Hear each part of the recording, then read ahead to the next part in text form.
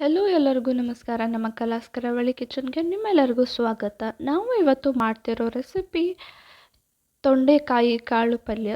ತೊಂಡೆಕಾಯಿ ಕಾಳು ಪಲ್ಯನ ಹೇಗೆ ಮಾಡೋದು ಅಂತ ನೋಡೋಣ ಬನ್ನಿ.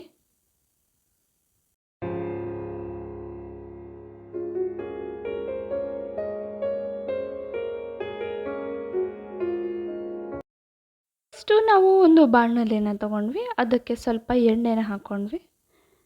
ಎಣ್ಣೆ ಹಾಕಿದ ತಕ್ಷಣ ಸ್ವಲ್ಪ ಕರಿಬೇವು,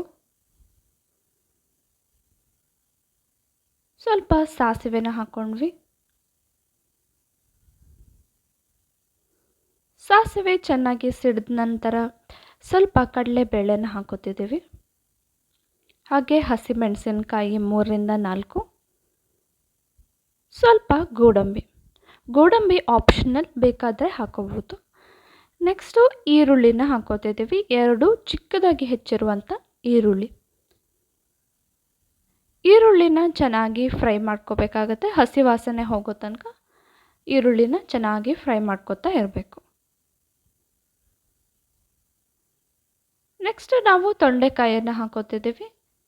ಇಲ್ಲಿ ನಾವು 15ರಿಂದ 20 ತೊಂಡೆಕಾಯಿನ ತೊಗೊಂಡಿದ್ದೀವಿ. ತೊಂಡೆಕಾಯಿನೂ ಕೂಡ ಚೆನ್ನಾಗಿ ಫ್ರೈ ಮಾಡ್ಕೋಬೇಕು, ಚೆನ್ನಾಗಿ ಬೇಯೋ ಥರ. ನೆಕ್ಸ್ಟ್ ನಾವು ಆಲೂಗಡ್ಡೆನ ಹಾಕ್ಕೊಂಡ್ವಿ.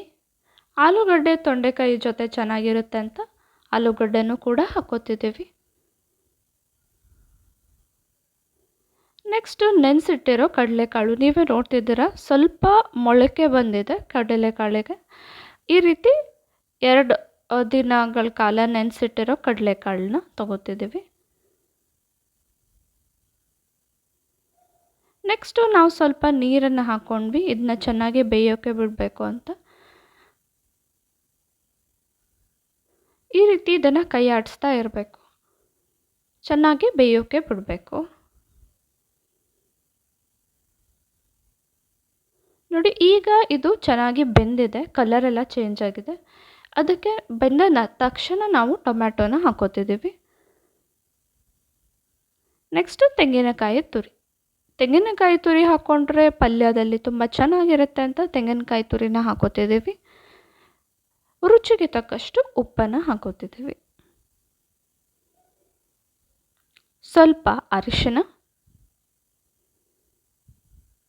ಸ್ವಲ್ಪ ಗರಂ ಮಸಾಲ,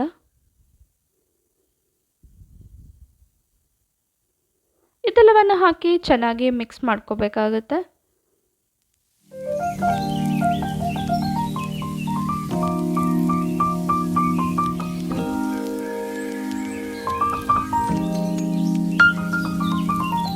ಈ ರೀತಿ ಚೆನ್ನಾಗಿ ಮಿಕ್ಸ್ ಮಾಡಿಕೊಂಡ್ರೆ ಟೇಸ್ಟಿಯಾದ ಈಸಿಯಾದ ತೊಂಡೆಕಾಯಿ ಕಾಳು ಪಲ್ಯ ರೆಡಿಯಾಗಿದೆ. ನೋಡಿ, ನೀವೇ ನೋಡ್ತಿದ್ದೀರಾ ತೊಂಡೆಕಾಯಿ ಪಲ್ಯ ಎಷ್ಟು ಚೆನ್ನಾಗಿ ಟೇಸ್ಟಿಯಾಗಿ ಕಾಣ್ತಿದೆ. ತುಂಬ ಕ್ವಿಕ್ಕಾಗಿ ಈಸಿಯಾಗಿ ಮಾಡ್ಕೋಬೋದು. ಕಾಳು ಪಲ್ಯನ ತುಂಬ ವೆರೈಟಿಯಾಗಿ ಮಾಡ್ಬೋದು ಅಂತ ಈಗ ಗೊತ್ತಾಗಿರುತ್ತೆ ನಮಗೆ. ಈ ರೀತಿ ತೊಂಡೆಕಾಯಿನೂ ಕೂಡ ಕಾಳು ಪಲ್ಯಗೆ ಸೇರಿಸ್ಕೊಂಡು ಮಾಡಿಕೊಂಡ್ರೆ ಟೇಸ್ಟು ತುಂಬ ಚೆನ್ನಾಗಿರುತ್ತೆ. ಅದೇ ರೀತಿ ಹೊಸ ರೀತಿ ಕೂಡ ಇರುತ್ತೆ. ಹೋಪ್ ನಿಮ್ಮೆಲ್ಲರಿಗೂ ಈ ವಿಡಿಯೋ ಇಷ್ಟ ಆಗಿದೆ ಅಂತ. ಈ ವಿಡಿಯೋ ಇಷ್ಟ ಆಗಿದ್ದರೆ ನಮ್ಮ ಚಾನಲ್ನ ಸಬ್ಸ್ಕ್ರೈಬ್ ಮಾಡ್ಕೊಳ್ಳೋದನ್ನು ಮರಿಬೇಡಿ. ಒಂದು